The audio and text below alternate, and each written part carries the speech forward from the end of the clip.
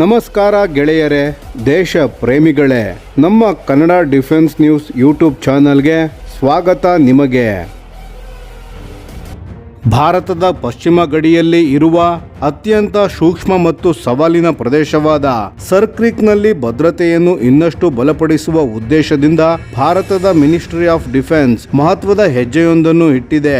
ಭಾರತ ಸರ್ಕಾರ ಈಗ 11 high speed indigenous amphibious combat boats ಗಳನ್ನು ಖರೀದಿಸಲು ಅಧಿಕೃತವಾಗಿ ರಿಕ್ವೆಸ್ಟ್ ಫಾರ್ ಪ್ರಪೋಸಲ್ RFP ಯನ್ನು ಹೊರಡಿಸಿದೆ.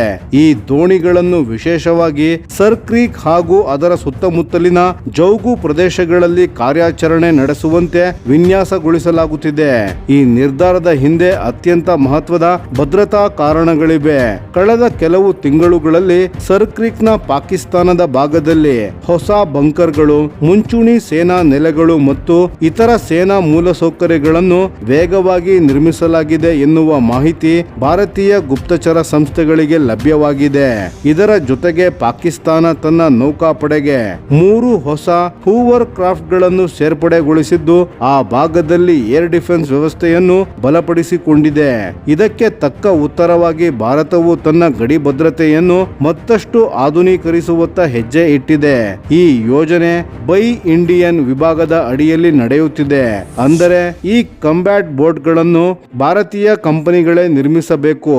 ಅಲ್ಲದೆ ಪ್ರತಿಯೊಂದು ದೋಣಿಯಲ್ಲೂ ಕನಿಷ್ಠ 60% ಇಂಡಿಜಿನಿಯಸ್ ಕಂಟೆಂಟ್ ಕಡ್ಡಾಯವಾಗಿರಬೇಕು.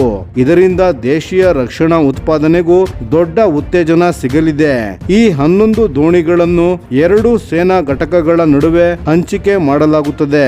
ಅವುಗಳಲ್ಲಿ 7 ಕಂಬ್ಯಾಟ್ ಬೋಟ್ಸ್ ಗಳನ್ನು ಕಚ್ ಪ್ರದೇಶದಲ್ಲಿ ಕಾರ್ಯನಿರ್ವಹಿಸುವ Indian army corps of engineers ಗಳಿಗೆ ನೀಡಲಾಗುತ್ತದೆ. ಉಳಿದ 4 ಕಂಬ್ಯಾಟ್ ಬೋಟ್ ಗಳನ್ನು ಇಂಡಿಯನ್ ನೇವಿಗೆ ನೀಡಲಾಗುತ್ತದೆ. ಇವು ಮುಂಬೈನ ಕರಾವಳಿ ಹಾಗೂ ಅಂಡಮಾನ್ ಅಂಡ್ ನಿಕೋಬಾರ್ ಕಮಾಂಡ್ ನಲ್ಲಿ ತ್ವರಿತ ಕಾರ್ಯಾಚರಣೆಗಳಿಗೆ ಬಳಸಲಾಗುತ್ತವೆ. ಈ ಯೋಜನೆಯ ವೇಳಾಪಟ್ಟಿಯು ಸ್ಪಷ್ಟವಾಗಿದೆ. ದೇಶೀಯ ಶಿಪ್ ಯಾರ್ಡ್ ಗಳಲ್ಲಿ ತಮ್ಮ ಬಿಡ್ ಗಳನ್ನು ಮುಂದಿನ 3 ತಿಂಗಳುಗಳ ಒಳಗೆ ಸಲ್ಲಿಸಬೇಕು. ಒಪ್ಪಂದಕ್ಕೆ ಸಹಿ ಆದ ನಂತರ ಎಲ್ಲಾ 11 ದೋಣಿಗಳನ್ನು 24 ತಿಂಗಳುಗಳ ಒಳಗೆ ಭಾರತೀಯ ಸೇನೆಗೆ ಹಸ್ತಾಂತರಿಸಬೇಕಾಗಿದೆ. ಈಗ ಈ ಆಂಫಿಬಿಯಸ್ ಕಂಬ್ಯಾಟ್ ಬೋಟ್ ಗಳ ವಿಶೇಷತೆಗಳ ಬಗ್ಗೆ ತಿಳಿಯೋಣ. ಇವು ಸಾಮಾನ್ಯ ಗಸ್ತು ದೋಣಿಗಳಲ್ಲ. ಇವುಗಳನ್ನು ವಿಶೇಷವಾಗಿ ಸರ್ಕ್ರಿಕ್ ನಂತಹ ಜೌಗು ಪ್ರದೇಶಗಳಲ್ಲಿ ಕಾರ್ಯನಿರ್ವಹಿಸುವಂತೆ ಅಭಿವೃದ್ಧಿಪಡಿಸಲಾಗಿದೆ. ಪ್ರಸ್ತುತ ಬಾರ್ಡರ್ ಸೆಕ್ಯೂರಿಟಿ ಫೋರ್ಸ್ BSF ಬಳಸುತ್ತಿರುವ ಫ್ಲೋಟಿಂಗ್ ಔಟ್ಪೋಸ್ಟ್ ಅಥವಾ ಆಲ್ ಟೆರ್ರೈನ್ ವೆಹಿಕಲ್ ಗಳು ಒಂದೇ ಮಾಧ್ಯಮದಲ್ಲಿ ಕಾರ್ಯನಿರ್ವಹಿಸುತ್ತದೆ. ಆದರೆ ಈ ಹೊಸ ಕಂಬ್ಯಾಟ್ ಬೋಟ್ಸ್ ಗಳು ಮಾತ್ರ ಭೂಮಿ, ನೀರು ಹಾಗೂ ಕೆಸರಿನಿಂದ ಕೂಡಿದ ಜೌಗು ಪ್ರದೇಶಗಳ ನಡುವೆ ಯಾವುದೇ ತೊಂದರೆ ಇಲ್ಲದೆ ಸಂಚರಿಸಬಲ್ಲವು. ಇದಕ್ಕಾಗಿ ಇವುಗಳಲ್ಲಿ ಹೈಡ್ರಾಲಿಕಲಿ ಆಪರೇಟೆಡ್ ಆಂಫಿಬಿಯಸ್ ಡ್ರೈವ್ ಸಿಸ್ಟಮ್ಸ್ ಗಳನ್ನು ಅಳವಡಿಸಲಾಗಿದೆ. ಈ ವ್ಯವಸ್ಥೆಯ ಮೂಲಕ ದೋಣಿ ನೀರಿನಿಂದ ನೇರವಾಗಿ ಕೆಸರಿನ ಭೂಭಾಗಕ್ಕೆ, ಅಲ್ಲಿಂದ ಮತ್ತೆ ನೀರಿಗೆ ಸುಲಭವಾಗಿ ಚಲಿಸಬಹುದು. ಪ್ರತಿಯೊಂದು ದೋಣಿಯು 12 ಸಂಪೂರ್ಣ ಶಸ್ತ್ರಸಜ್ಜಿತ ಯೋಧರನ್ನು ಸಾಗಿಸಬಲ್ಲದು. ಇಲ್ಲವೇ ಸುಮಾರು 1500 ಕಿಲೋಗ್ರಾಂ ತೂಕದ ಸಾಮಗ್ರಿಗಳನ್ನು ಹೊತ್ತೊಯ್ಯುವ ಸಾಮರ್ಥ್ಯ ಹೊಂದಿದೆ. ಅಷ್ಟೇ ಅಲ್ಲದೆ ಇವುಗಳು 40 ನಾಟ್ಸ್ಗಿಂತ ಹೆಚ್ಚು ವೇಗದಲ್ಲಿ ಚಲಿಸಬಲ್ಲವು. ಅಂದರೆ ತುರ್ತು ಪರಿಸ್ಥಿತಿಯಲ್ಲಿ ಕ್ಷಣಾರ್ಧದಲ್ಲಿ ಪ್ರತಿಕ್ರಿಯಿಸುವ ಸಾಮರ್ಥ್ಯವನ್ನು ಭಾರತೀಯ ಪಡೆಗಳಿಗೆ ನೀಡಲಿವೆ. ಭದ್ರತೆಯ ದೃಷ್ಟಿಯಿಂದಲೂ ಈ ದೋಣಿಗಳು ಅತ್ಯಾಧುನಿಕವಾಗಿವೆ. ಇವುಗಳಲ್ಲಿ ಬ್ಯಾಲಿಸ್ಟಿಕ್ ಪ್ರೊಟೆಕ್ಷನ್ಸ್ ನೀಡಲಾಗಿದ್ದು ಗುಂಡಿನ ದಾಳಿಯಿಂದ ಸಿಬ್ಬಂದಿಗೆ ಹೆಚ್ಚುವರಿ ರಕ್ಷಣೆ ಸಿಗುತ್ತದೆ. ಜೊತೆಗೆ ಶಾಕ್ ಮಿಟಿಗೇಟಿಂಗ್ ಸೀಟ್ಸ್ ಇರುವುದರಿಂದ ವೇಗವಾಗಿ ಚಲಿಸುವಾಗ ಅಥವಾ ಅಲೆಗಳ ಹೊಡೆತದ ಸಮಯದಲ್ಲೂ ಯೋಧರಿಗೆ ಹೆಚ್ಚಿನ ಸುರಕ್ಷತೆ ದೊರೆಯುತ್ತದೆ. ದೋಣಿಯ ಮುಂಭಾಗ ಹಾಗೂ ಹಿಂಭಾಗದಲ್ಲಿ ವೆಪನ್ ಮೌಂಟಿಂಗ್ ಪಾಯಿಂಟ್ಸ್ ಗಳನ್ನು ನೀಡಲಾಗಿದ್ದು ಅಗತ್ಯವಿದ್ದಾಗ ಶಸ್ತ್ರಾಸ್ತ್ರಗಳನ್ನು ಅಳವಡಿಸಿ ಕಾರ್ಯಾಚರಣೆ ನಡೆಸಬಹುದು. ಇದರ ಜೊತೆಗೆ ಈ ಕಂಬ್ಯಾಟ್ ಬೋಟ್ಸ್ ಗಳಲ್ಲಿ ಅತ್ಯಾಧುನಿಕ radar, GPS, automatic identification system, gyro compass, electro optical sensor ಹಾಗೂ ಇನ್ಫ್ರಾರೆಡ್ ಸರ್ವಿಲೆನ್ಸ್ ಸಿಸ್ಟಮ್ಸ್ ಗಳನ್ನು ಅಳವಡಿಸಲಾಗುತ್ತದೆ. ಇದರಿಂದ ಹಗಲು ರಾತ್ರಿ, ಮಂಜು ಅಥವಾ ಕಡಿಮೆ ಗೋಚರತೆಯ ಪರಿಸ್ಥಿತಿಯಲ್ಲಿಯೂ ಶತ್ರುಗಳ ಚಲನವಲನವನ್ನು ಪರಿಣಾಮಕಾರಿಯಾಗಿ ಪತ್ತೆ ಹಚ್ಚಲು ಸಾಧ್ಯವಾಗುತ್ತದೆ. ಮತ್ತೊಂದು ಪ್ರಮುಖ ವೈಶಿಷ್ಟ್ಯವೆಂದರೆ ಈ ಕಂಬ್ಯಾಟ್ ಬೋಟ್ಸ್ ಗಳನ್ನು ಅಗತ್ಯವಿದ್ದಾಗ ಅಗತ್ಯವಿದ್ದಾಗ ಹೆವಿ ಟ್ಯಾಂಕ್ ಟ್ರಾನ್ಸ್ಪೋರ್ಟರ್ ಮೂಲಕ ರಸ್ತೆಯಲ್ಲಿಯೂ ಸಾಗಿಸಬಹುದು. ಅದೇ ರೀತಿ ಭಾರತೀಯ ವಾಯುಪಡೆಯ C-17 ಗ್ಲೋಬ್ ಮಾಸ್ಟರ್ ಹಾಗೂ IL-76 ವಿಮಾನಗಳ ಮೂಲಕ ದೇಶದ ಯಾವುದೇ ಭಾಗಕ್ಕೆ ತ್ವರಿತವಾಗಿ ವಾಯು ಮಾರ್ಗದಲ್ಲಿ ಕಳುಹಿಸಬಹುದಾಗಿದೆ. ಇದರಿಂದ ಅಗತ್ಯವಿದ್ದಾಗ ಯಾವುದೇ ಗಡಿ ಭಾಗದಲ್ಲಿ ತಕ್ಷಣ ನಿಯೋಜನೆ ಸಾಧ್ಯವಾಗುತ್ತದೆ. ಇದೀಗ ಸರ್ ಕ್ರೀಕ್ ಪ್ರದೇಶದ ಮಹತ್ವವನ್ನು ತಿಳಿದುಕೊಳ್ಳೋಣ ಸ್ನೇಹಿತರೆ.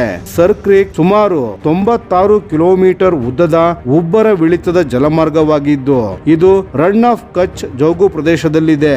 ಭಾರತ ಮತ್ತು ಪಾಕಿಸ್ತಾನದ ನಡುವಿನ ಸಮುದ್ರ ಗಡಿಯ ವಿವಾದ ಇನ್ನೂ ಸಂಪೂರ್ಣವಾಗಿ ಬಗೆಹರಿದಿಲ್ಲ. ಆದ್ದರಿಂದ ಈ ಪ್ರದೇಶವು ಭದ್ರತಾ ದೃಷ್ಟಿಯಿಂದ ಅತ್ಯಂತ ಸೂಕ್ಷ್ಮವಾಗಿದೆ. ಈ ಜೌಗು ಪ್ರದೇಶದ ಆಳ ಕಡಿಮೆ ಇರುವುದರಿಂದ ಮತ್ತು ಭೂ ಪ್ರದೇಶ ನಿರಂತರವಾಗಿ ಬದಲಾಗುತ್ತಿರುವುದರಿಂದ ಕಳ್ಳ ಸಾಗಣೆಗಾರರು ಹಾಗೂ ಗಡಿಯೊಳಗೆ ನುಸುಳುವವರು ಚಟುವಟಿಕೆಗಳಿಗೆ ಇದು ಬಹಳ ಕಾಲದಿಂದ ಬಳಸಲ್ಪಡುತ್ತಿತ್ತು. ಭಾರತದ ಭದ್ರತಾ ಸಂಸ್ಥೆಗಳು ಈ ಪ್ರದೇಶದ ಬಗ್ಗೆ ವಿಶೇಷ ಎಚ್ಚರಿಕೆ ವಹಿಸುವ ಮತ್ತೊಂದು ಕಾರಣವೂ ಇದೆ.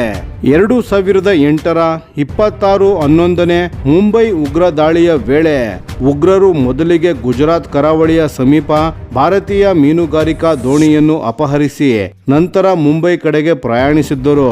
ಆ ಘಟನೆ ಬಳಿಕ ಈ ಪ್ರದೇಶದ ಭದ್ರತೆಗೆ ಭಾರತ ಅತ್ಯಂತ ಹೆಚ್ಚಿನ ಆದ್ಯತೆ ನೀಡುತ್ತಿದೆ. ಈ ಹೊಸ ಆಂಫಿಬಿಯಸ್ ಕಂಬ್ಯಾಟ್ ಬೋಟ್ಸ್ಗಳು ಸೇರ್ಪಡೆಯಾದ ನಂತರ ಇದುವರೆಗೆ ತಲುಪಲು ಕಷ್ಟವಾಗುತ್ತಿದ್ದ ಕೆಸರಿನ ಪ್ರದೇಶಗಳಲ್ಲಿಯೂ ಭಾರತೀಯ ಪಡೆಗಳು ನಿರಂತರ ಗಸ್ತು ನಡೆಸಲು ಸಾಧ್ಯವಾಗಲಿದೆ. ಇದರಿಂದ ಗಡಿ ಭದ್ರತೆ ಇನ್ನಷ್ಟು ಬಲವಾಗುವುದರ ಜೊತೆಗೆ ಪಾಕಿಸ್ತಾನದ ಹೆಚ್ಚುತ್ತಿರುವ ಸೇನಾ ಚಟುವಟಿಕೆಗಳಿಗೆ ಭಾರತ ಸಮರ್ಥವಾಗಿ ಪ್ರತಿಕ್ರಿಯಿಸುವ ಸಾಮರ್ಥ್ಯವನ್ನು ಮತ್ತಷ್ಟು ವೃದ್ಧಿಸಲಿದೆ. ಭಾರತಕ್ಕೆ ಇಂತಹ ಆಂಫಿಬಿಯಸ್ ಕಂಬ್ಯಾಟ್ ಬೋಟ್ಸ್ಗಳ ಅಗತ್ಯವಿದೆಯೇ? ನಿಮ್ಮ ಅಭಿಪ್ರಾಯವನ್ನು ದಯವಿಟ್ಟು ಕಾಮೆಂಟ್ನಲ್ಲಿ ತಿಳಿಸಿ. ಧನ್ಯವಾದಗಳು.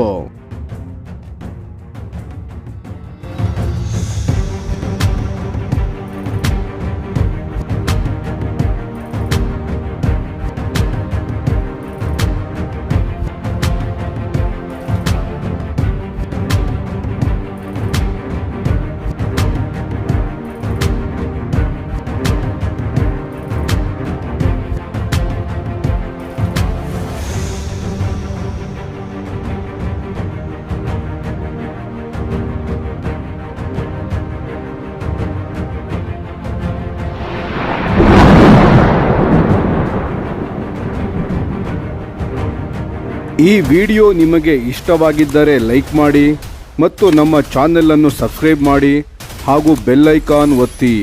ಯಾವ ಅಪ್ಡೇಟ್ಗೂ ಮಿಸ್ ಆಗಬೇಡಿ. ಡಿಫೆನ್ಸ್ ಸುದ್ದಿಗಳನ್ನು ತ್ವರಿತವಾಗಿ ಪಡೆಯಿರಿ. ನಿಮ್ಮ ಬೆಂಬಲವೇ ನಮ್ಮ ಶಕ್ತಿ. ಭಾರತ ಬಲಿಷ್ಠವಾಗಲಿ ಎಂದು ಆಶಿಸುತ್ತಾ ಭಾರತ ಮಾತೆಗೆ ಜೈ. ಧನ್ಯವಾದಗಳು.